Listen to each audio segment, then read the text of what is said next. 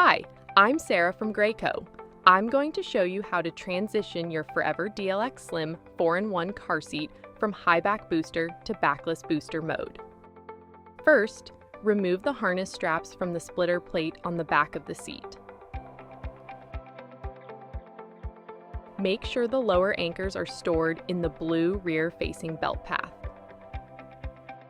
Remove the seat pad and ensure the buckle is stored inside the slot in the car seat shell. Now, we are going to remove the backrest. Lift the red locks up and slide them together. Tilt the backrest forward and lift it out of the base.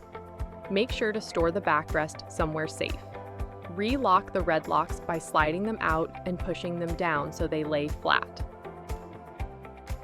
Replace the seat pad and redo any snaps or fastening strips. Store the splitter plate under the tab on the back of the seat, then pull on the harness adjustment strap to tighten and keep it in place. Place the strap under the seat cover. Now your car seat is in backless booster mode.